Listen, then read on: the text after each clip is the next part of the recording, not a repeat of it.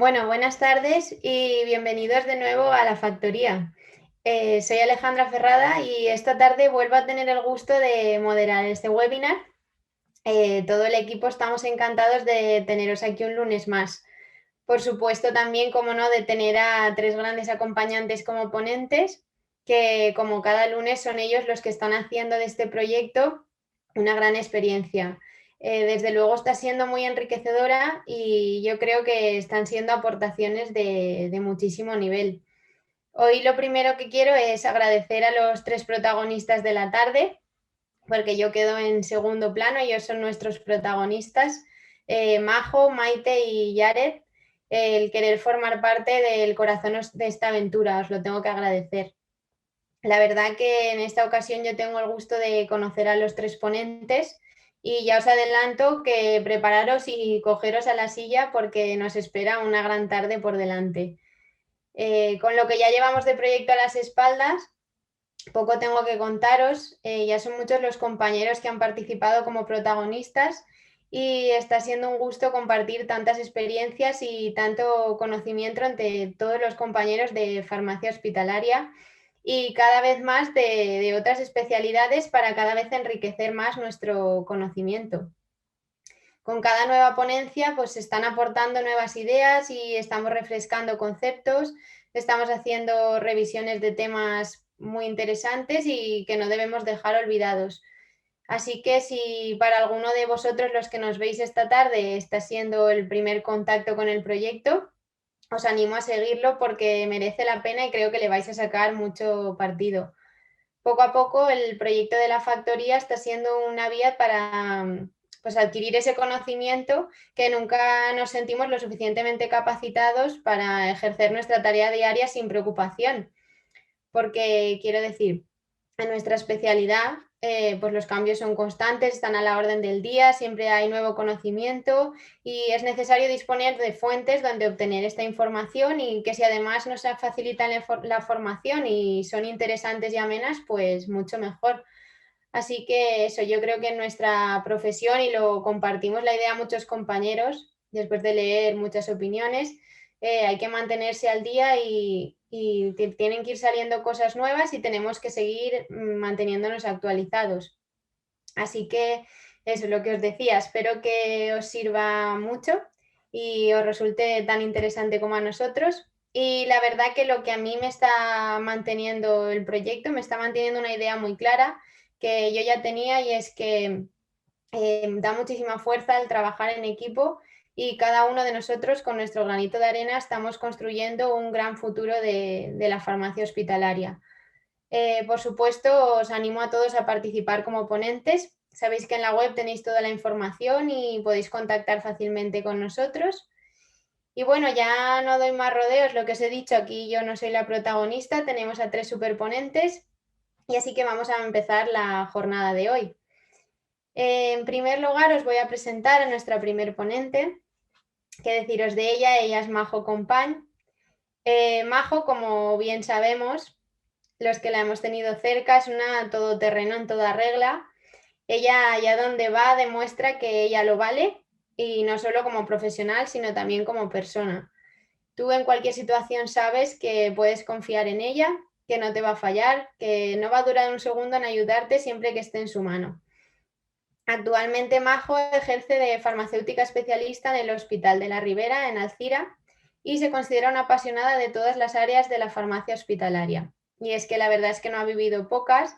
Desde que acabó la residencia ha estado a caballo entre ensayos clínicos, tareas de calidad y humanización, que son lo que ella considera han sido sus principales áreas de desarrollo. Y además ella está totalmente convencida de que la formación, la investigación, el trabajo en equipo y la atención integral a los pacientes son el motor de la farmacia hospitalaria. ¿Qué decirte, Majo? Qué bueno poder haber aprendido un poco de ti y espero poder seguir haciéndolo. Y con esto vamos a dar pie a su charla sobre soporte nutricional en el paciente con COVID-19. Así que, Majo, cuando quieras, adelante. Bueno, buenas tardes a todos. En primer lugar, me gustaría dar las gracias a Alejandra por esa presentación tan bonita y que os he hecho mucho de menos, eso lo tengo que decir. Y en segundo lugar, me gustaría dar también las gracias a Alejandra, Elisa y a Javier por invitarme a participar en este gran proyecto y también darles la enhorabuena, porque este proyecto es innovador, es divulgativo, pero para mí también es importante que en esta época en la que es difícil, ¿no?, que nos reunamos y coincidir, la factoría es un foro que nos permite conocernos, nos permite compartir y la verdad es que, bueno, me hace mucha ilusión participar. Dicho esto, voy a empezar ya con lo que yo os quería contar y es el soporte, bueno, hablaros un poco del soporte nutricional en el paciente con COVID-19.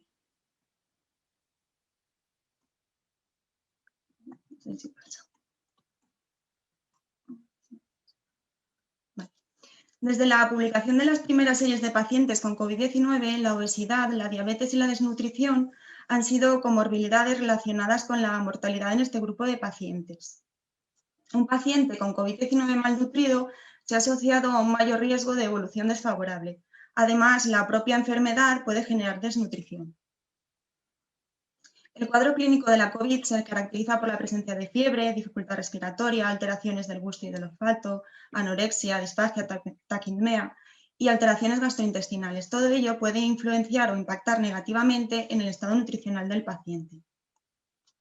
Además, en el caso particular de la enfermedad crítica asociada a la COVID-19, se caracteriza por una respuesta inflamatoria exacerbada, que conlleva alteraciones metabólicas y catabólicas que pueden desencadenar la pérdida de masa muscular y desnutrición.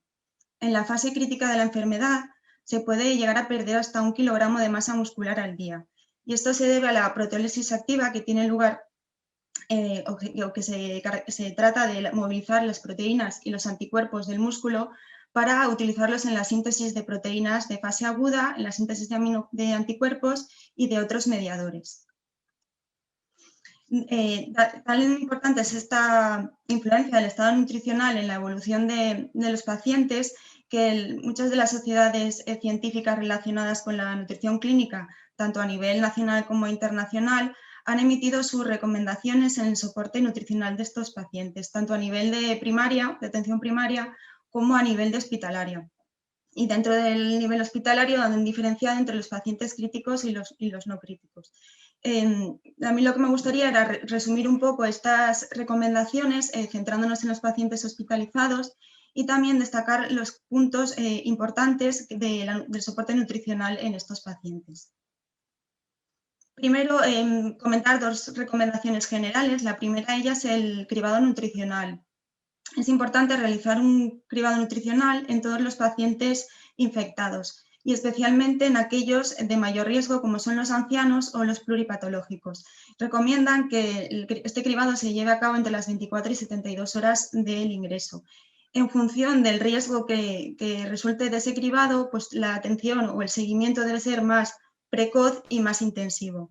Para este cribado nutricional, las sociedades recomiendan varias herramientas, yo he resumido en 2, los criterios GLIM para pacientes hospitalizados pero no críticos y los criterios NUTRIC para los pacientes críticos. En el caso de los criterios GLIM tienen en cuenta factores fenotípicos como el índice de masa corporal, la pérdida de peso involuntaria, la pérdida de masa muscular y factores etiológicos como la disminución de la ingesta o la asimilación de los alimentos, la carga de inflamación y características de la enfermedad si es crónica o aguda.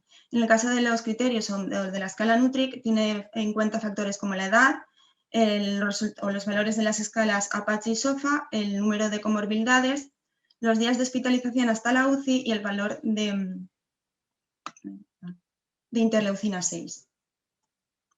La segunda recomendación general es acerca de la vía de acceso del soporte nutricional. Como vía preferente se recomienda la vía oral y por tanto se recomienda adaptar las texturas, sobre todo texturas blandas y los gustos de la alimentación en función de las preferencias de los pacientes y además también se recomienda la suplementación con, aportar suplementos orales.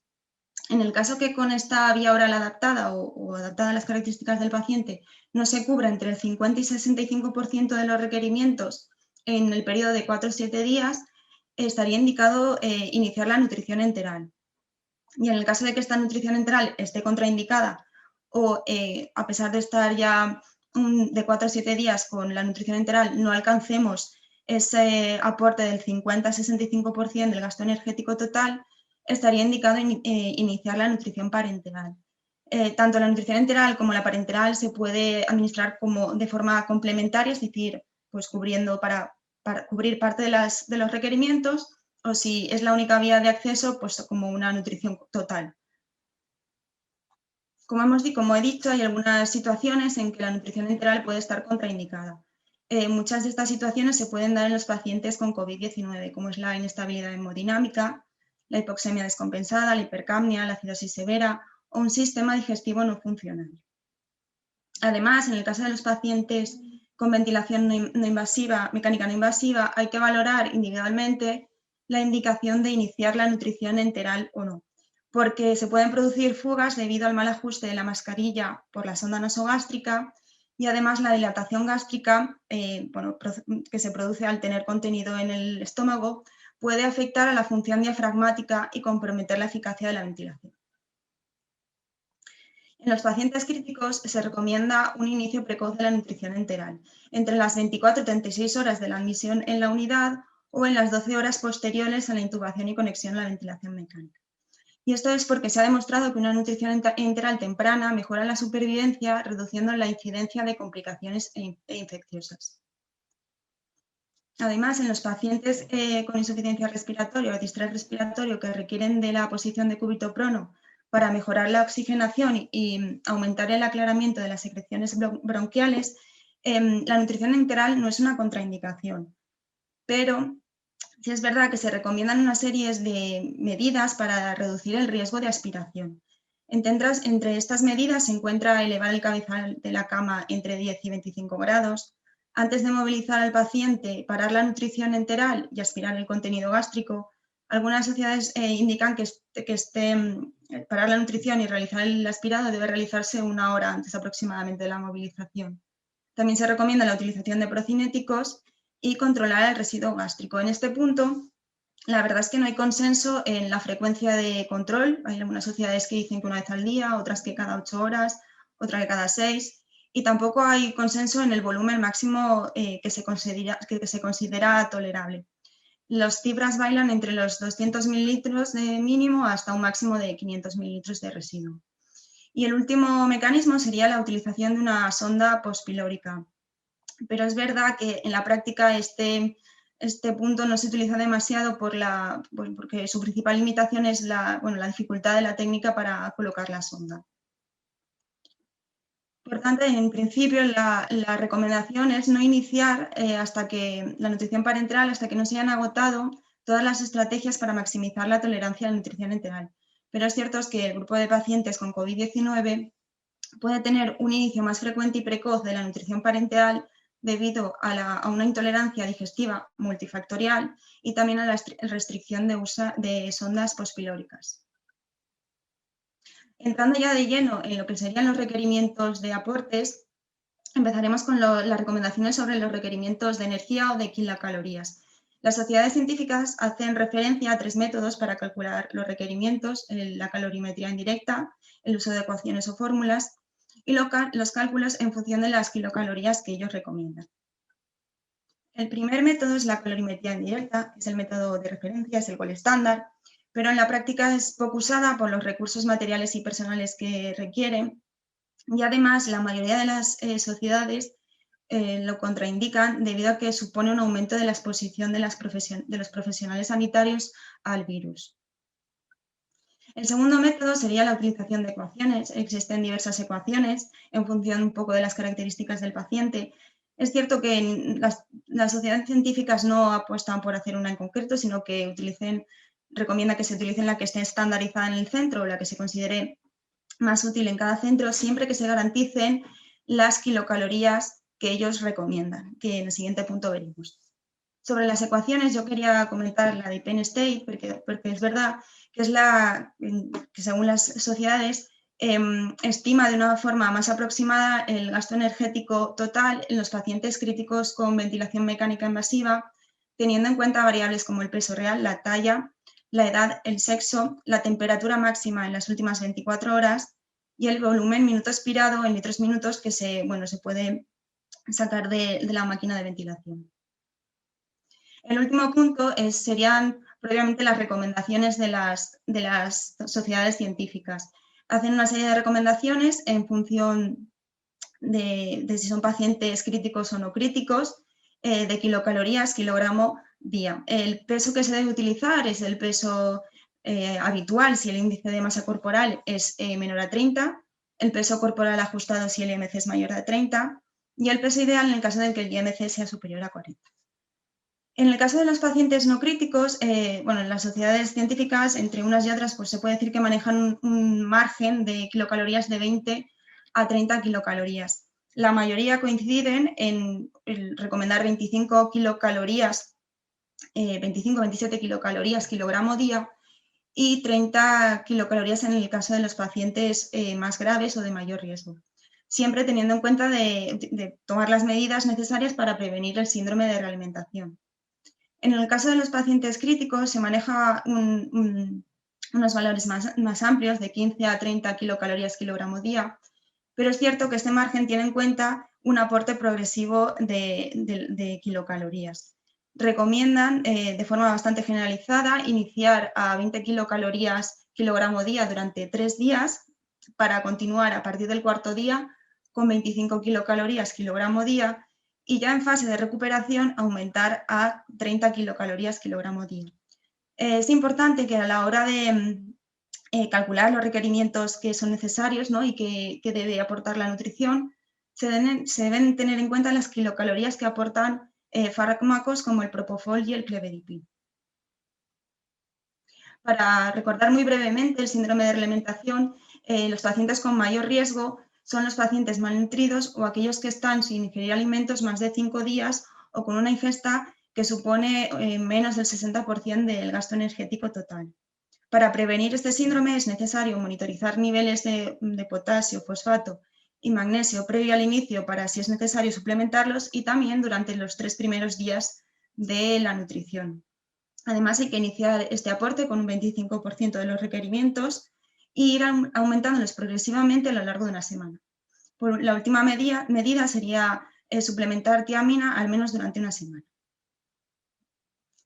Respecto a la relación o a las kilocalorías no proteicas, que son la relación de hidratos de carbono y lípidos, recomienda que en los pacientes que no tengan insuficiencia respiratoria la relación sea 70-30. Y en el caso de los pacientes con insuficiencia respiratoria y por tanto ventilación, esta relación sea 50-50. Se reduce así la energía proveniente de los hidratos de carbono para reducir el CO2 que proviene del catabolismo de los hidratos de carbono. En cualquier caso, se recomienda que no se superen las 1.400-1.600 kilocalorías al día de fuente de hidratos de carbono. Respecto a las fórmulas lipídicas, en las fórmulas inmunomoduladoras, que son aquellas enriquecidas en omega 3, no se recomiendan, ya que no existe una clara evidencia de que tenga un beneficio en la evolución o en el resultado clínico. Pasando a los requerimientos proteicos de proteínas, todas las sociedades coinciden en que tiene que ser dietas hiperproteicas con un aporte progresivo de los gramos de proteínas. En pacientes no críticos se maneja unos aportes de 1,2 gramos, de 1 a 2 gramos de kilogramo al día de proteínas en función también del estado nutricional del paciente, siempre ajustando la insuficiencia renal o a hemodiálisis o a otras patologías que también tenga el paciente. En el caso de los pacientes críticos, estas dietas aún son más hiperproteicas, ya que recomiendan como un mínimo de 1,2 gramos kilogramo al día de proteínas, ajustando también, en el caso necesario, insuficiencia renal y a terapia de reemplazo renal. Y en el caso de que la terapia de reemplazo renal sea continua, este aporte se tiene que incrementar hasta 2,2-2,5 gramos de proteína kilogramo día. Por poneros un ejemplo de aporte progresivo de proteínas, la Sociedad de Medicina Intensiva y Unidad Coronaria recomienda este aporte, iniciar los 3 primeros días a 1,2 gramos de proteínas coincidiendo con el menor aporte calórico, a partir del cuarto día incrementar ya a 1,5 gramos kilogramo día, también coincidiendo con un mayor aporte de kilocalorías, y ya en fase de recuperación aumentar a 1,8 gramos kilogramo día, que también coincide con el mayor aporte de kilocalorías. En todo caso, y en cualquier caso, para monitorizar y realizar un seguimiento nutricional, se debe monitorizar la prealbúmina, las proteínas totales y la albúmina e ir realizando los ajustes y modificaciones que sean necesarios.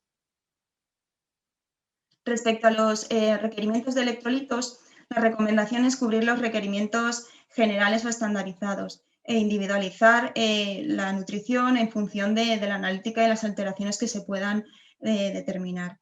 Pero hay que tener en cuenta que es necesario aportar de 4 a 6 milequivalentes de potasio por cada gramo de nitrógeno aportado para su correcta utilización en la síntesis de proteínas. Además, también son necesarias de 10 a 15 milimoles de fosfato por cada 1000 kilocalorías. Por otra parte, los pacientes con pautas de corticoides a largo plazo requieren suplementos de calcio. Respecto a los aportes de oligoelementos y vitaminas, como en el caso de los electrolitos, se recomienda cubrir los requerimientos a través de pautas estandarizadas en cada centro o en cada unidad, ya que no hay evidencia de que dosis mayores mejoren los resultados clínicos. Y hay que tener precaución en el caso de los oligoelementos en pacientes con insuficiencia renal o fracaso renal, ya que pueden acumularse y producir toxicidad. Quería destacar 3 aspectos importantes a los que hay que prestar atención en el soporte nutricional de los pacientes con COVID-19. Una de ellas es el control glucémico. Son pacientes que tienden a la hiperglucemia y hay que tener una glucemia objetivo de 100-180 miligramos de cilitro. Por esta tendencia a la hiperglucemia, muchos pacientes están en tratamiento con insulina, ya sea en perfusión continua o dosis subcutáneas. Y estas pautas hay que tenerlas en cuenta cuando se hagan modificaciones en la nutrición, tanto enteral como parenteral. La comunicación entre las modificaciones en la nutrición, en los clínicos y enfermería para ajustar la pauta de insulina es muy importante. Y el último punto que quería destacar son los triglicéridos. Se recomienda que se monitoricen cada 48-72 horas. Son pacientes que también pueden tender a la hipertrigliceridemia debido a la utilización de fármacos como el propofol, pautas largas de corticoides. Entonces se recomienda también evitar o reducir el contenido lipídico si los triglicéridos están por encima de 400 miligramos de cilitro. Y a modo ya de resumen y conclusión, el abordaje nutricional del paciente COVID-19 es un elemento clave del tratamiento global de estos pacientes. En general requieren fórmulas hiperproteicas, con un incremento gradual de los aportes. Hay que prestar especial atención a monitorizar glucemias y triglicéridos y tener en cuenta fármacos como el propofol, corticoides e insulina. Y por último, el soporte nutricional de todos los pacientes y especialmente en este grupo de pacientes requiere de un abordaje multidisciplinar en el cual el farmacéutico tiene un papel activo dentro del equipo asistencial. Y esto es todo. Muchas gracias y os dejo con mis compañeros.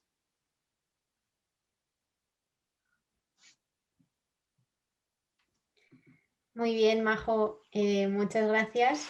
Sabemos que la realidad en la que vivimos pues nos va a tocar afrontar en muchas ocasiones a este tipo de pacientes COVID, que es una enfermedad que hasta el momento no se conocía y pues que vamos a tenernos que ir formando y saber cómo tratar a estos pacientes, y pues la nutrición es algo fundamental para ellos, así que ha estado genial y siempre un lujo escucharte. Muchas gracias. Y a continuación voy a presentaros al segundo ponente de esta tarde.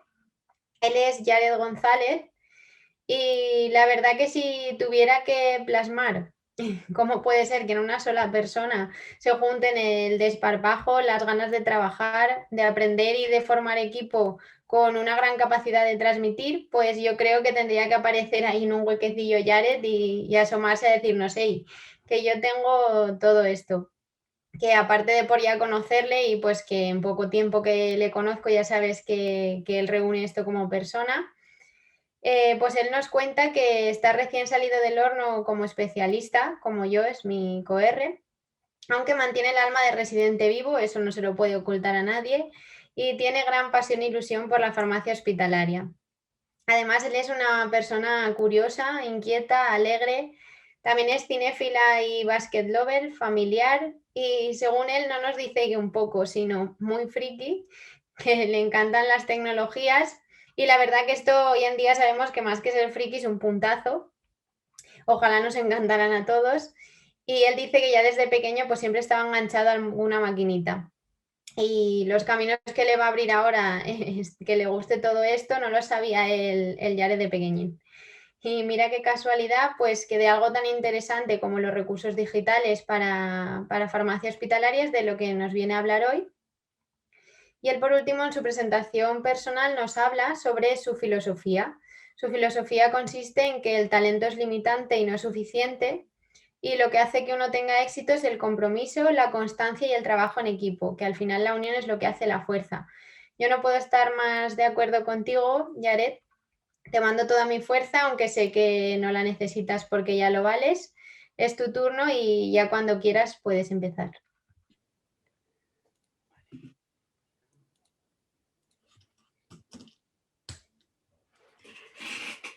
Bueno, muchas gracias primero a los oyentes que han reservado un huequito de su tiempo para conectarse en este webinar. Por otra parte, a ti, Alejandra, la que vaya a presentación. Ni de lejos tengo yo tantas habilidades como dice, pero de verdad muchas gracias. Y el tiempo usted que te conozco, yo creo que eres una grandísima persona y la verdad que me hubiera gustado mucho trabajar contigo, te lo digo de verdad. Y por otra parte, también dar las gracias a la factoría, porque a Javier, a Elisa y a ti, Alejandra, porque yo creo que es un proyecto bastante ambicioso, que es novedoso y que es un punto de partida para difundir el conocimiento, para difundir proyectos, y os auguro seguro que mucho más éxito de lo que ya estáis cosechando. Sí que hay un tema, yo creo que es de actualidad, que se habla mucho de la digitalización de los profesionales sanitarios, también de la farmacia hospitalaria.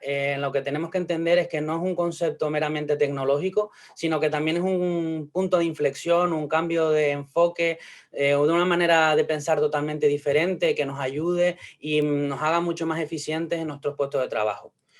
La primera pregunta que yo me haría es, ¿realmente existe la farmacia hospitalaria digital? Para poder responder esa pregunta, también tenemos que entender qué es lo que está cambiando en nuestra sociedad, hacia dónde nos dirigimos y cómo puede tocar esto al mundo de los profesionales sanitarios. Hemos avanzado desde una sociedad del conocimiento donde el valor está en cuánto conocimiento podemos aprender, cuánto creativos somos, si nos desarrollamos por competencias profesionales, cómo nos implementamos, nos integramos en equipos multidisciplinares, porque eso al final lo que nos va a dar es un punto de partida para tener nuevas ideas diferentes y solucionar problemas complejos en la organización que sabemos todos que en el mundo sanitario tenemos unos cuantos sin resolver. Además, paralelamente, Internet está creciendo, es una manera en la que la información fluye libremente, ha democratizado su acceso a esta información y a ese conocimiento, y además podemos compartirlo de manera síncrona en tiempo real con cualquier persona en el mundo a través de la web 2.0, las redes sociales, y además estamos conectados porque todos salimos de nuestras casas con nuestro segundo cerebro, que es el smartphone. Por otra parte, hemos visto cómo la tecnología ha implementado en la cadena productiva de valor a nivel industrial y que va a llegar también al sistema sanitario, ya está llegando. Con la industria 4.0 tenemos tecnologías mucho más complejas en el que tenemos que aprender nuevas habilidades como la inteligencia artificial, la monitorización de constantes en tiempo real o servicios digitales como la telesalud, blockchain en cuanto a seguridad. Tenemos mucha tecnología que intenta conectar el mundo digital con el real. Y además esa tecnología ya está madura, está disponible, solo falta que nos atrevemos a explotarla. Además hay una comunidad detrás a través de los canales digitales en el que podemos utilizar vídeos tutoriales para aprender y para poder integrarlo en nuestro día a día. Además que cada vez más fomentan que los aplicativos y los recursos digitales se integren con otras aplicaciones, mejorando nuestro flujo de trabajo. Por tanto, llegamos a nuestra última parte de lo que es la farmacia hospitalaria. Tenemos que ver que no hay ninguna profesión, y no es porque sea farmacéutico hospital, que haya cambiado tanto en los últimos 30 años. Siempre estamos involucrados en la innovación, en el cambio, en la transformación. Y si os dais cuenta, utilizamos software informático en todas nuestras áreas de conocimiento. Es impensable no utilizar un ordenador hoy en día en la farmacia hospitalaria. Además, estamos asociados a la automatización, al uso de diversas tecnologías que podemos utilizar para ser mucho más eficientes, ser más productivos. Lo que nos están dejando es un mensaje claro en el que tenemos que avanzar y aprender nuevas habilidades, aptitudes, conocimientos, que son las competencias digitales clave. Y los 5 recursos digitales que voy a presentar hoy están vinculados, están interrelacionados con estas competencias digitales, al menos con una o con varias. Y es el momento de empezar antes de que estés preparado, antes que estés listo. Y tú puedes decir, pero ¿cómo voy a hacer esto si yo normalmente primero me formo y luego pongo en práctica a mis habilidades? No, el mundo digital está asociado mucho al emprendimiento, al ensayo y error. Yo pruebo la tecnología, tengo unos resultados positivos, negativos, pero no es un fracaso. Son experiencias que añades en tu mochila para poder utilizar la tecnología de manera mucho más correcta en tu día a día. Yo escuché una frase una vez en una película que decía que Thomas Alva Edison había fracasado 1000 veces a la hora de inventar una bombilla. Y la respuesta que le dieron fue no, ha descubierto 1000 maneras de cómo no inventar una bombilla. Y yo creo que este símil nos sirve para también cómo utilizamos la tecnología en nuestro día a día. Y el primer recurso digital que presento, yo ya he hablado varias veces sobre esto, y es muy importante que hagas un ejercicio de pensar de todos los componentes de los que tú aprendes. Y eso se llama un entorno personal de aprendizaje. De manera intuitiva lo tenemos, de que somos pequeñitos. Y eso es un conjunto de herramientas, de conexiones, de personas, de las que tú utilizas de manera asidua para aprender. Nosotros como profesionales sanitarios tenemos que estar actualizados en la medida de lo posible, si es que podemos, porque solo en el año 2020 se publicaron 11.000 artículos en PubMed sobre inteligencia artificial. Eso es abrumador, no somos capaces de procesar tanta información. Pero nosotros utilizamos la tecnología para acceder a esa información y ese conocimiento, para luego poder gestionarla, crear y compartir información. ¿Y qué es lo que cobra aquí importancia? Tú como individuo, porque vas a hacerlo a tu manera, a tu medida, y eso es lo que va a impactar positivamente en el aprendizaje. Además que la información a la que tú accedes es cada vez más vistosa, más visual, y eso impacta en la motivación, que es una pieza clave dentro del aprendizaje. Y tú lo que puedes decir, esto es un poco teoría, pero sí que existe un entorno personal de aprendizaje como un recurso digital. Y ese es Simbaloo. También tienes Digo, Delicious, eso ya es un poco apuesta personal. Yo empecé con esta aplicación y ya he conseguido buenos rendimientos y por eso sigo con ella. Si pensamos en qué podemos utilizar Simbaloo, si lo conocemos, es como un gestor de la información y el conocimiento, ligado a una competencia digital de un profesional sanitario. Y el símil en la farmacia hospitalaria es como un centro de información de medicamentos, donde tú alojas los recursos que utilizas en tu día a día.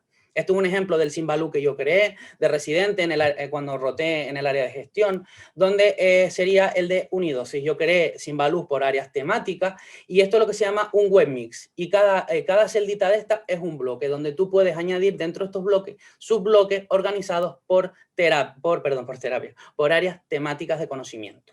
¿Cómo sería esto implementarlo? Aquí un ejemplo, recibimos una consulta sobre un antídoto, iríamos a la sección de Simbaloo y eso nos llevaría al recurso. Por tanto, estamos ganando tiempo. Además, tenemos una extensión de Google Chrome que nos permite integrar esto en nuestro navegador para captar todo lo que encontremos en la web 2.0 y vincularlos a los webmix de Simbaloo que hayamos creado. ¿Qué ventajas tenemos? Porque es algo que tenemos que hacer. Esto no se habla tanto, ver pros y contras que tiene la tecnología, evaluarla, ver también la satisfacción de los usuarios. ¿Qué ventajas así puede tener crear un Simbaloo? Tener un repositorio de recursos donde tú los tienes localizados y lo utilizas cuando tú lo necesites. Además, te permite clasificar la información por áreas temáticas. Primero tú acotarías el webmix por área de conocimiento y dentro de cada bloque por áreas temáticas. Por ejemplo, conservación, por ejemplo, ajuste en insuficiencia renal, donde vas poniendo todos esos recursos. ¿Esto de qué te va a dotar? Intuitivamente, ser más ágil en nuestras respuestas y por otra parte homogeneizar las respuestas, que no dependa del farmacéutico que recibe una consulta farmacoterapéutica que varíe un poco la respuesta que le va a dar, porque tenemos un recurso central para todos los componentes de esa organización. Además, también tenemos que ver cómo está diseñado. Tiene un interfaz bastante visual, es amigable, es muy sencillita de utilizar. Una vez te pones a modificar o a crear un Simbaloo, es muy sencillo de crear. Además, no requiere instalación. Ya sabemos los problemas que tenemos en informática, que no nos dejan instalar aplicativos externos. Esto lo podemos utilizar en el navegador y además es de carácter gratuito, muy importante en estos tiempos. Otro recurso digital que es muy importante y que no utilizamos, yo creo que no se explota del todo, es el uso de Twitter en salud, que está vinculado a la gestión también de la información y el conocimiento. Si pensamos en nuestros beneficios implícitos que tiene Twitter, es una manera en la que podemos buscar a personas referentes o personas con opiniones similares o que están investigando en temáticas que nosotros también estamos siguiendo, hacer búsquedas avanzadas, te permite aprender de otras personas, aprender interactuando, conversando, podemos compartir información con otros y aprender durante todo ese proceso, informar a la población, nunca nos olvidemos que nuestra actividad no está circunscrita al hospital, sino también en todas las áreas que el hospital y al final que llegue la información farmacoterapéutica a las casas de las personas. También podemos curar estratégicamente el contenido que crea una persona de valor y tú lo compartes estratégicamente en tus canales digitales, siempre referenciando a la persona. Y además podemos conversar y descubrir nuevas personas, nuevo conocimiento a través de a través de un tweet, a través de hilos. Pero os presento una funcionalidad que tiene Twitter, que seguro que lo conocéis. Yo lo llamo como un recurso que me permite reducir el ruido y congregar referentes en un campo concreto alojado en un campo, que son las listas de Twitter. No hace falta que estés siguiendo a la gente de manera indiscriminada, sino puedes crear una lista que puede ser pública o puede ser privada, eso es a tu elección, alojado en una temática. Por ejemplo, os presento alguna que yo he creado, inteligencia artificial, que te sirve para conocer la gente, de qué están hablando las tendencias, conceptos para poder entenderlo y luego aplicarlo en nuestro día a día.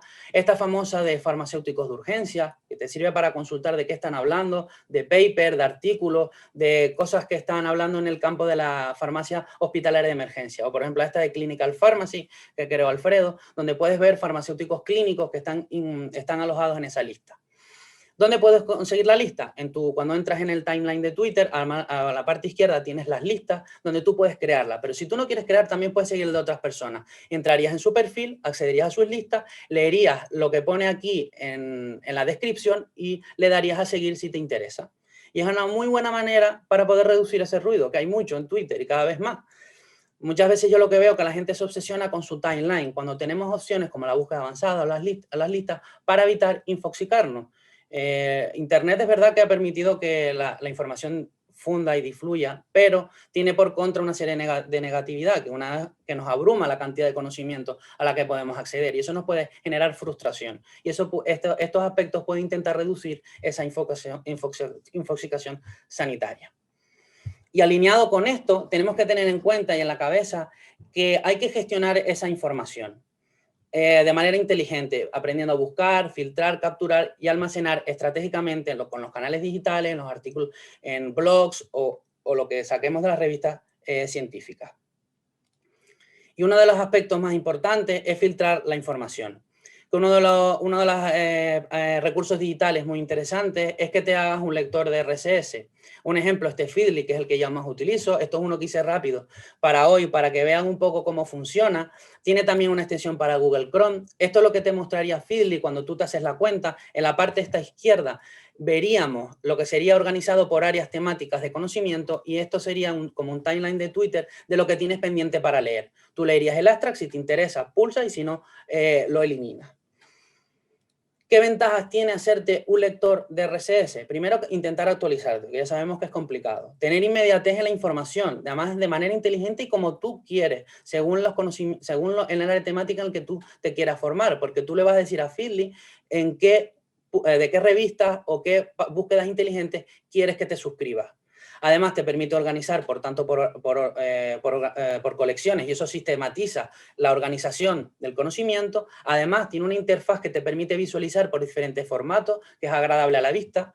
Y además tiene una integración con PubMed. Puedes generar, si haces una búsqueda por términos Match, puedes generar un feed y eso vincularlo con Feedly y te va a mostrar todos los feeds que se publiquen según lo que tú quieras, diaria, semanal o mensualmente en ese feed. Y además es muy versátil, es sencillo de aprender, tampoco tiene por qué requerir instalación, puedes utilizar el navegador y tiene una versión gratuita que cumple más que suficiente las funciones que necesiten.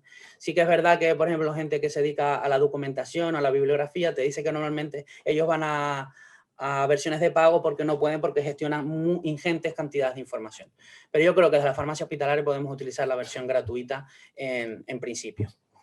Otro recurso digital interesante, aunque yo ya no lo utilizo, porque ya diré luego por qué, es Pocket. Este es un recurso digital también con versión gratuita, que es más que suficiente, que te permite capturar la información y guardarla, alojarla en su servidor, porque hay veces que estamos navegando por la web 2.0 y no tenemos tiempo para consultar la información, entonces lo capturamos y lo guardamos para leerlo cuando tengamos tiempo. Podemos filtrar por palabras clave, que sería la parte aquí izquierda, si tenemos aspectos subrayados o favoritos. Y esto sería la lista que te despliega cuando tú ingresas en la aplicación con las lecturas que tienes pendientes para leer. Y también tenemos una extensión de Google Chrome para implementarlo. Os he puesto todas las extensiones de Google Chrome porque yo creo que son muy interesantes para agilizar un poco la captura de los recursos. Sin duda, lo que sí que yo le diría a cualquier residente, también cualquier adjunto jefe de servicio, que debería estar en nuestro ADN de trabajo, es que te haga un gestor bibliográfico. No voy a entrar en la batalla si Mendeley o Zotero, porque es una apuesta más personal. Yo he usado los dos de manera indistintiva y son un poco parecidos, tienen algunas diferencias, pero bueno, eso ya es una apuesta personal. Lo que tenemos que pensar es por qué me tengo que hacer un gestor bibliográfico, porque te permite almacenar y organizar los documentos de manera estratégica, puedes recuperarlo en el momento preciso que tú lo necesites.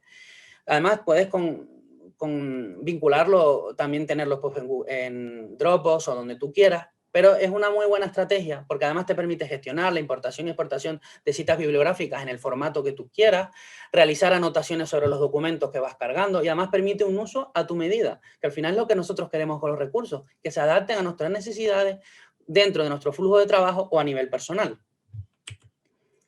Y el último recurso digital que yo creo que ha cambiado un poco también la manera en la que podemos comunicarnos son los gestores de proyectos. Y tú puedes decir, ¿por qué necesito yo de la farmacia hospitalaria un gestor de proyectos? Es muy sencillo. Necesitamos sistematizar y organizar nuestro trabajo. Además que podemos utilizar estas aplicaciones con otros fines también, ideales en la gestión de la farmacia hospitalaria. ¿Qué ventajas tiene hacernos? Que nos dota de rapidez, de fluidez. Otra cosa que yo creo que tenemos que reforzar, facilitar la transparencia, la comunicación de todos los integrantes del equipo, que el flujo de trabajo esté claro, la visión, los objetivos y cómo son las fases de todos los proyectos. Puedes controlar la fase de los mismos y también la asignación de tareas si tú eres el líder de ese proyecto, para ver cómo está el estado y para ver cómo tienes que interactuar con tus compañeros de trabajo. Además de tener todos los recursos en una única pantalla, lo que se habla de un all-in-one. Tenemos varios, por ejemplo, este que es el de Obsidian, el violeta, ese está en fase beta, pero tiene buena pinta, tienen que desarrollarlo un poquito. Airtable realmente no es un gestor de proyectos, pero sí que lo podemos vincular, lo que es una gestión como si fuera un Excel, pero con dotes de base de datos, en conceptos no-code. Cuando hablamos de no-code es que no es programa, que no hace falta saber programar para poder utilizarlo, pero se puede vincular muy bien con un gestor de proyectos, Asana, Notion y Trello. Yo realmente, aunque esta foto sea una básica de Trello, porque yo ya no lo utilizo y ahora veremos por qué, es un buen gestor de proyectos que utiliza el método Kanban, que eso Kanban es el uso de estas tarjetitas que vemos aquí, que es donde vamos a organizar nuestra labor. Podemos utilizarlo para, de verdad. Muchas veces lo que pasa es que se utilizan estas aplicaciones en el mundo externo de la farmacia hospitalaria y nosotros luego ponemos la creatividad para cómo tenemos que implementarlo en nuestro día a día. Esto lo podemos utilizar para la gestión de campanas, para los PNT, para control de caducidades, para la evaluación de medicamentos, cómo van las fases, para la formación de los residentes, como para comunicarnos con nuestros compañeros las diferentes áreas de conocimiento, que nos sirva como recursos para las guardias. Tiene unos usos incalculables. Pero yo ya les dije que ya Pocket no lo utilizo para capturar la información y Trello tampoco, y yo lo que uso ahora es Notion, que esto no lo vas a encontrar en ningún lado. Yo lo defino como un entorno personal de trabajo donde plasmo todo lo que yo utilizo en mi día a día. Esta es mi página principal de Notion, que es un dashboard, un cuadro de mandos de cómo gestiono yo todo mi conocimiento por notas, apuntes de farmacia hospitalaria, cómo capturo la información interesante, mi currículum vitae, cómo gestiono mis proyectos, las charlas que puedo tener y cómo me comunico también con el equipo. Aunque eso lo tengo en beta, en producción, estoy pendiente de integrarlo en el flujo de trabajo del hospital donde estoy ahora, porque llevo 4 meses con la aplicación y quería primero asentar las bases para poder luego presentarlo a mis compañeros de trabajo, aunque ya está prácticamente desarrollada. Y es un Trello, pero mucho mejor, porque te permite añadir, escribir páginas, generar código, incluir bases de datos, vincularte con Excel, vincular con PDF. Y lo que pasa es que hasta hace un año estaba limitado, pero ahora la versión gratuita es más que suficiente y tiene un potencial muy bueno. Esto es un ejemplo que os pongo, porque esto como sí que lo tengo ya finalizado, es cómo yo organizo como si fuera Pocket, capturar la información que veo, por ejemplo, en las redes sociales. Aquí me he creado una base de datos donde yo voy acotando las variables según si el estado lo tengo leído, si lo subrayo, la temática y la fuente. Yo este clip de la extensión de Google Chrome me reconoce estos campos que yo he creado y me lo incluye en la base de datos. Además, puedes crear diferentes vistas para mostrarlo por temáticas. Pues yo, por ejemplo, pues tengo digestivo y todo lo que tengo aquí con digestivo, yo he generado esa búsqueda inteligente y me va a desplegar todo lo que tenga digestivo, o de productividad, o de inteligencia artificial. Es una muy buena estrategia para tener un archivo de todos los documentos que tú tienes pendientes para leer, y también lo puedes utilizar como un Google Drive, como un Dropbox, porque no tiene limitación. Lo único que está limitado es que no puedes subir con un mismo conjunto de archivos 5 megas, pero cumple perfectamente, o sea, no tienes ningún problema con este tipo de recursos. Y esto, yo os pido un ejercicio de pensar cuántos recursos utilizas en tu día a día, cuál es tu entorno personal de aprendizaje, cuánto es tu entorno personal de trabajo, entorno de trabajo colectivo. Y aquí es donde ves de qué y quién aprendo, cómo filtro y capturo la información, de dónde almaceno y cómo recupero los recursos, dónde creo, converso y comparto, dónde me comunico con el equipo y gestiono mis proyectos, y cómo es el flujo de trabajo actualmente, la consulta de farmacia ambulatoria, que es donde actualmente realizo mi ejercicio profesional. Y lo único que yo espero que después de todo esto os haya picado el gusanillo y queráis crear vuestro primer Symbaloo, creéis vuestro perfil de Twitter, configuréis un lector de RSS, descarguéis un gestor bibliográfico y también des tus primeros pasos con un gestor de proyectos. Y nada, muchísimas gracias por vuestra atención. Muchas gracias, Yared. La verdad que muy chula la charla y todo un lujo poder escucharte. Y yo espero que podamos aprovechar toda esta información tan útil que nos acabas de transmitir y que empecemos a utilizar mucho más estos recursos que yo creo que es verdad que actualmente no los explotamos lo suficiente. Así que muchas gracias. Y bueno, por último, pero ni mucho menos importante, nos queda presentar a nuestra tercera ponente de esta tarde, que es Maite Gil. Maite es de esas personas que te transmiten ya bondad y buen rollo nada más conocerlas, y que da gusto y es una suerte encontrar personas así que pueden convertir el día a día de trabajo en algo mucho más sencillo. Ella es trabajadora y currante como pocos, y de hecho su trabajo lo demuestra. No es solo especialista en farmacia hospitalaria, también es doctora, porque ella le sabe sacar partido a su tiempo y se define como una persona con las ideas claras, con muchas ganas de ampliar conocimientos y de adquirir más experiencia. A ella le encanta su trabajo y siempre busca nuevos retos, tanto personales como profesionales, o sea que lo que os decía, una luchadora nata. Y actualmente forma parte del equipo de la Unidad de Atención Farmacéutica a Pacientes Externos, un área que reconoce que tiene un gran potencial, y actualmente, como sabemos, pues esta área está inmersa en un proceso de transformación y siempre, por supuesto, con el objetivo de mejorar la atención a nuestros pacientes. Así que de toda esta labor nos va a hablar ahora un poquito. Y finalmente nos decían una frase que trabajar con pasión es la clave para conseguir el éxito laboral y profesional. Así que Maite, yo te deseo muchísimo éxito, como sé que ya tienes, y mil gracias por compartir esta tarde con nosotros. Así que adelante, Maite, cuando quieras empezamos. Buenas tardes. Buenas tardes a todos. En primer lugar, dar las gracias a Alejandra, así como a mis compañeros Majo y Are por compartir esta tarde con vosotros. Y bueno, también me uno a la felicitación de mis compañeros por llevar a cabo esta iniciativa que nos permite a todos pues, la oportunidad de demostrar nuestros trabajos. Y bueno, como ha comentado Alejandra, pues yo voy a hablar sobre telefarmacia, una nueva realidad en nuestra unidad de pacientes externos. No se trata de una charla sobre qué es la telefarmacia, porque ya todos los conocemos. Lo que quiero es compartir con vosotros la experiencia en nuestro hospital. Y que se trata de un proyecto que se ha llevado a cabo por el esfuerzo colectivo de todo el equipo, tanto farmacéuticos, administrativos como auxiliares, para llevarlo a cabo en el día a día.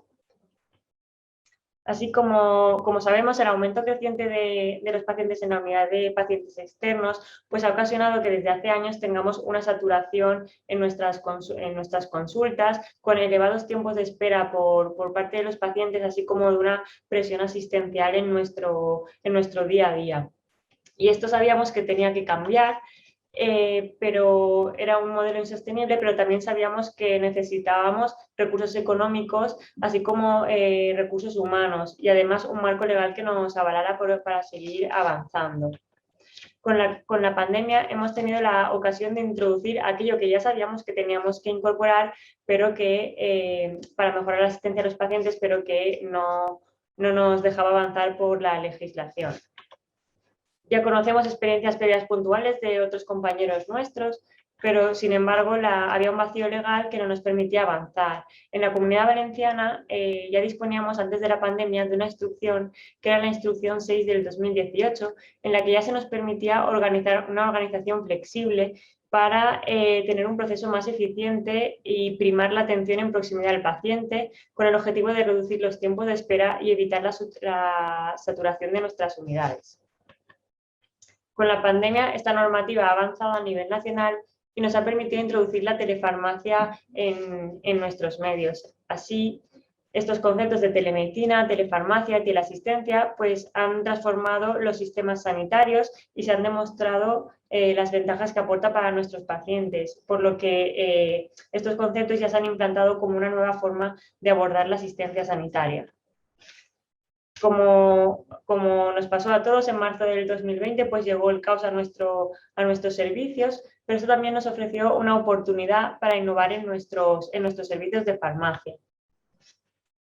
Este escenario nos obliga a poner en marcha estrategias de forma inmediata para evitar la acumulación de los pacientes en nuestra consulta, por lo que todos los servicios de farmacia empezamos a abrir por las tardes las consultas y además a buscar nuevas formas de dispensar la medicación, como es el caso de la dispensación de medicamentos al domicilio del paciente. En el caso de nuestra unidad, pues atendemos a unos 5.000 pacientes al año, por lo que nos pusimos en contacto con médicos, asociaciones de pacientes y mediante redes sociales para informar de este nuevo sistema para alcanzar al máximo número de pacientes.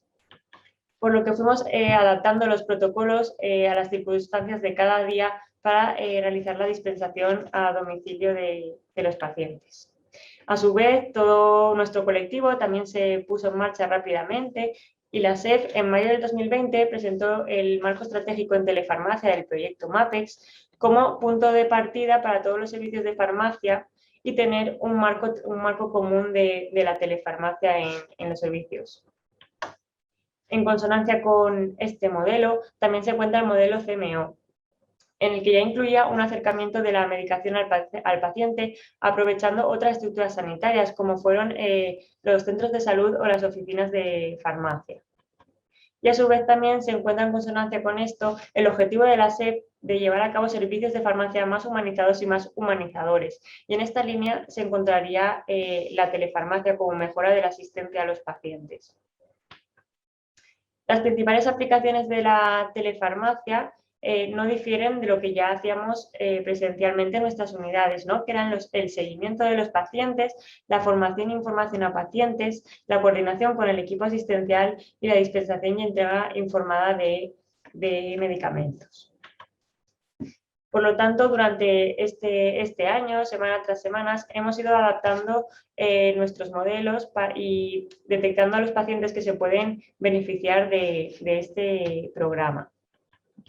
En el caso de nuestra experiencia, hemos tenido dos modelos diferentes de dispensación a domicilio. En marzo del 2020 hasta enero de 2021, el envío se realizaba directamente a través de un operador logístico desde el servicio de farmacia, donde cambiamos 2 veces de operador logístico. Pero a partir de enero del 2021, la Dirección General de Farmacia de la Comunidad Valenciana llevó a cabo una alianza estratégica entre los servicios de farmacia hospitalaria, los colegios de farmacéuticos, las oficinas de farmacia y los distribuidores farmacéuticos para ofertar el servicio de reparto de medicamentos al domicilio, donde el Hospital General Universitario de Castellón pues fuimos el pilotaje de la Comunidad Valenciana.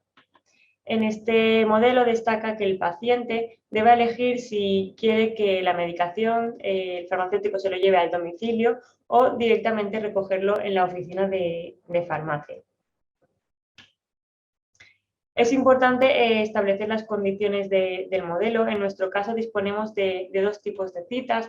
La cita es presencial para cuando el paciente debe acudir a la visita médica, también venir a nuestra consulta de forma presencial, y las no presenciales por vías telemáticas. Por otro lado, también tenemos que saber los criterios de exclusión de los pacientes de este programa.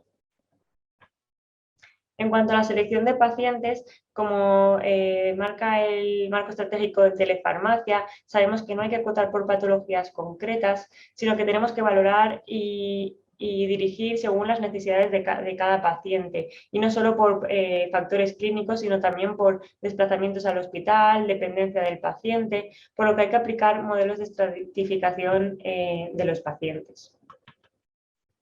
En nuestro servicio de farmacia, bueno, al principio de la pandemia, pues todos los pacientes eran candidatos, ¿no? Y poco a poco fuimos acotando esta inclusión. De base incluimos a pacientes con tratamientos crónicos, pacientes adherentes y también según sus necesidades individuales. En junio del 2020 primaba la distancia al hospital y pacientes mayores de 65 años, pero a partir de septiembre del 2020, cuando ya íbamos adaptando mejor el modelo, ya teníamos un criterio más amplio y incluíamos a todos los pacientes crónicos adherentes que se podían beneficiar de este modelo, y ya podían ser identificados por el personal de farmacia, como por los propios médicos prescriptores, por la asociación de pacientes o incluso por la demanda del paciente. ¿Y cómo funcionamos en nuestro servicio de farmacia? Una vez está seleccionado el paciente, debemos confirmar los datos de la dirección, el teléfono. Además, deben elegirnos la oficina de farmacia que quieren, así como la modalidad de entrega, si quieren en domicilio o en oficina de farmacia. Una vez confirmados los datos, se programaría la próxima cita. Además, proporcionamos información por escrito de qué es la telefarmacia y en qué se basa nuestro circuito. Y sobre todo, y muy importante, es que necesitamos un consentimiento informado por escrito del paciente, en el que consiente unirse a este programa, y también tiene que marcar la modalidad de entrega que quiere, si domicilio o oficina de farmacia. Además, también consiente que sus datos van a ser introducidos en nuestra base de datos. Y por otro lado, debe saber que el farmacéutico de oficina de farmacia va a ser conocedora de su tratamiento hospitalario.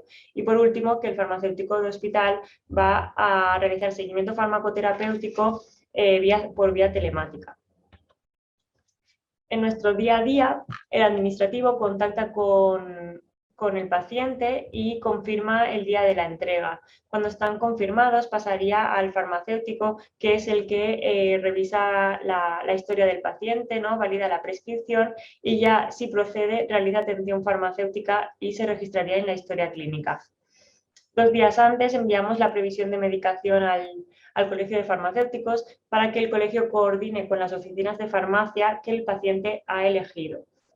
Y el día de antes, que vienen a recoger los pedidos, pues los auxiliares y los administrativos preparan la medicación. Cuando acude el distribuidor farmacéutico, lo lleva a las oficinas de farmacia, y ya en las oficinas de farmacia el farmacéutico contacta con el paciente y se lo lleva al domicilio, o el paciente acude a la oficina de farmacia según lo que ha escogido el paciente. ¿Y cómo nos planificamos en el día a día? Pues hemos desarrollado una base de datos en el servicio de farmacia creada por Antonio Solana y Pablo Pérez, en el que consta de una agenda diaria que nos permite gestionarnos tanto a la administrativa como a los farmacéuticos. Os hemos dejado un código QR para que podáis descargar la base de datos y podáis ojearla.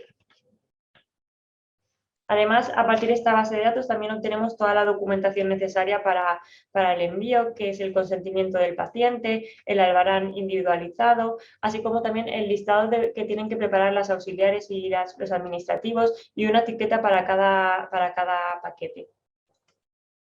En cuanto al acondicionamiento de medicación, pues lo preparamos en bolsas de nevera blancas opacas y sobres blancos opacos para garantizar la confidencialidad desde que sale del servicio de farmacia hasta que llega a la oficina de farmacia.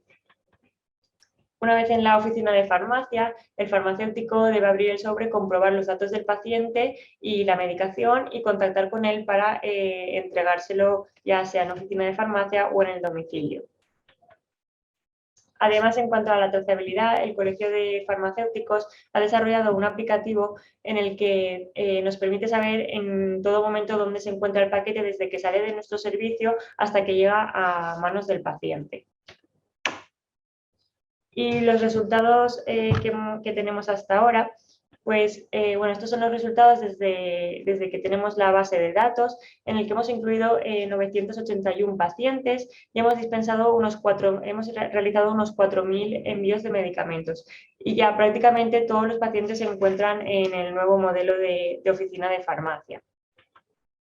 Como cualquier modelo, pues hemos tenido nuestras incidencias que hemos ido resolviendo día tras día y además quiero destacar que en el cambio de modelo a oficina de farmacia, pues un porcentaje de pacientes ya no quisieron continuar en el modelo por su confidencialidad y prefieren acudir al servicio de farmacia a recoger la medicación. También en enero realizamos una encuesta a 134 pacientes cuando funcionábamos con el modelo antiguo para saber qué opinaban sobre este servicio. Y prácticamente todos los pacientes estaban satisfechos tanto con el servicio de transporte como con el servicio de farmacia. También les preguntamos qué aspectos mejorarían y sobre todo era concretar más el horario de entrega y como propuesta nos decían que llamara al repartidor antes de acudir al domicilio.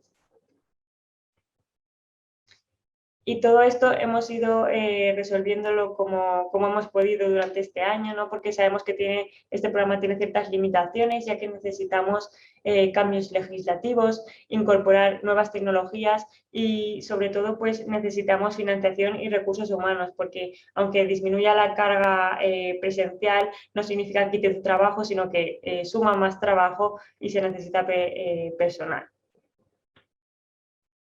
Y como conclusión, pues que a pesar de los problemas que hemos ido teniendo en el día a día, hemos demostrado que de todo se puede sacar algo bueno y que con la práctica, el aprendizaje y nuestra experiencia, pues podemos obtener el objetivo que queremos.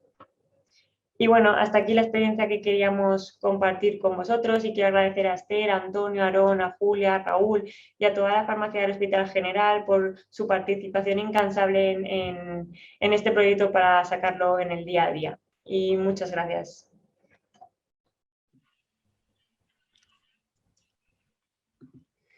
Muy bien, Maite, muchas gracias. La verdad que has reflejado perfectamente pues, que está tocando adaptar la realidad de la farmacia hospitalaria a la situación que vivimos de pandemia, que por supuesto pues, no la habíamos vivido antes. Y la verdad que vosotros lo estáis haciendo genial a nivel de la telefarmacia, ideas muy chulas y siempre es bueno pues, compartir unos con otros cómo nos adaptamos y así pues vamos cogiendo ideas y siempre vamos mejorando para los pacientes sobre todo. Así que muchas gracias. Y bueno, pasamos ya a la parte de las preguntas. Y bueno, deciros a los tres que muchas gracias por estar hoy aquí y que me han parecido la verdad 3 charlas muy chulas, el contenido muy útil, muy a la orden del día y nos interesa mantenernos formados en las últimas novedades. Así que mil gracias para los tres. Y ahora si os parece, pues seguimos con una serie de preguntas. Lo hacemos, si queréis, en el orden en que habéis ido dando las ponencias. Entonces, en primer lugar, tengo una pregunta para Majo sobre el tema de nutriciones en COVID. Como nos has comentado tú al final, pues es fundamental que haya un equipo multidisciplinar detrás de la nutrición también para su gestión. Así que mi duda es, Majo, ¿tú cuál consideras que es nuestro rol como farmacéuticos en el soporte nutricional del paciente con COVID? Bueno, el papel del farmacéutico en el soporte nutricional, tanto de COVID como otro grupo de pacientes, Es el mismo que desarrollamos en la cadena farmacoterapéutica, porque estamos implicados desde la adquisición de las fórmulas y de los componentes, ¿no?, para hacer las nutriciones, a pues, revisión de las indicaciones, valorar el seguimiento, hacer recomendaciones. Bueno, pues es un poco nuestra labor dentro de la cadena farmacoterapéutica. Pero es verdad que también tenemos un papel aún más importante en el caso de la necesidad de individualizar estas nutriciones, sobre todo las nutriciones parenterales, ya que pues, requiere un diseño y una formulación que se tienen que hacer en base a nuestros conocimientos, ¿no?, y nuestra formación, y bueno, pues a conocimientos también de estabilidades y compatibilidades de sus componentes. Y pues es un poco, nuestro papel es el mismo que en la cadena farmacoterapéutica, desde la adquisición hasta la dispensación, y importante también el tema de la individualización. Sí, a ver, yo estoy de acuerdo contigo en que es verdad que si no haríamos todas las nutriciones iguales, estándares, y no tendríamos que participar. Entonces es fundamental, y yo creo que valoran mucho también los médicos y el resto del equipo que interviene en la nutrición las recomendaciones que nosotros hacemos, súper ajustadas al paciente, individualizado. Muy bien, muchas gracias. Vale, por aquí tengo una pregunta sobre esos recursos digitales para Jared. A ver, como hemos podido observar, tú ya tienes muy interiorizado el uso de estos recursos, así creo que nos vas a poder ayudar al resto, a los que no lo tenemos tan adentro. ¿Cómo podríamos aprender a utilizarlos, ¿no?, y a integrarlos en nuestro día a día? ¿Tú cómo nos recomendarías? A ver, esto siempre es una pregunta que parece fácil, pero es como un dardo envenenado, ¿no? Porque la tecnología realmente genera mucha frustración, y seguro que todos alguna vez habéis dicho, joder, esta impresora no funciona, el ordenador ya no me está funcionando, el ratón no me va, no, genera mucha frustración. Y también ahora que hemos visto con los webinars, cuánta gente no se ha conectado, no puede compartir la pantalla, y tú ves la cara de la gente, esa impotencia. Entonces, muchos de los recursos de los que yo he hablado tenemos la ventaja que no vienen del campo de los profesionales de la salud, sino que podemos acceder a tutoriales, lo que requiere tiempo, porque yo para todas estas aplicaciones he tenido que llegar a casa, verme vídeos, leer blogs y luego llegar a mi puesto de trabajo e intentar implementándolo, ensayo-error, que es lo que dije un poco en la charla. Yo, por ejemplo, cuando mi primer recurso digital que creé fue Simbaloo. Entonces, yo lo que aprovechaba en los ratitos muertos que tenía, que no eran muchos, iba añadiendo los recursos, preguntando a la gente, ¿qué utilizas en tu día a día? Y lo iba creando. Y luego lo que hacía todos los días era, cuando enciendo el ordenador, lo primero que me conecto es abro Notion, abro Simbaloo, y así de manera sistemática. ¿Qué pasa? Que tú no quieres crearlo porque te parece una losa. Busca un farmacéutico que seguro que en tu servicio hay, que sea digital, pégate a él y aprende. Aprende lo máximo posible de él. Sí que es verdad que, por ejemplo, en el software informático que utilizamos habitualmente, al final el uso continuo te da la experiencia, y con estos recursos externos al final también va a ser lo mismo. Lo único es que ese periodo autodidacta en el que tú tienes que formarte es la clave para saber cómo puedes integrar eso en tu día a día. Más o menos un poco así. Vale, sí, la verdad que me parece súper interesante y ojalá usáramos más, pero es verdad que yo creo que a veces nos puede la pereza del implementarlo.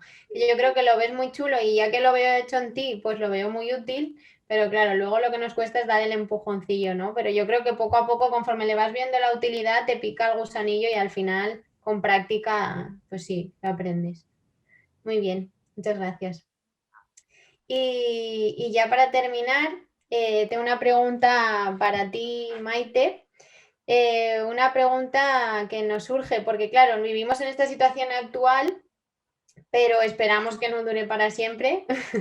Estamos todos esperando a ver si pasa. Pero si cambia la situación que vivimos, ¿tú crees que la telefarmacia va a tener un recorrido más allá de la pandemia?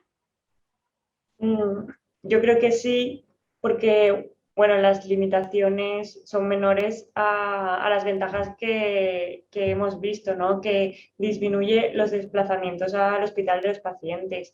Y por otro lado también la dependencia que tienen los pacientes de acudir periódicamente a los servicios de farmacia a recoger la medicación. Y además, bueno, a nivel nuestro, pues nos permite optimizar mejor el tiempo, ¿no? Distribuyéndonos la carga de trabajo y evitando que se colapsen las unidades de pacientes externos. Además, bueno, realizamos la encuesta que realizamos a los pacientes, pues los pacientes estaban encantados con este servicio y en el día a día los pacientes nos demandan seguir con la telefarmacia, por lo que yo creo que la telefarmacia ya ha venido para quedarse. Y, ¿no?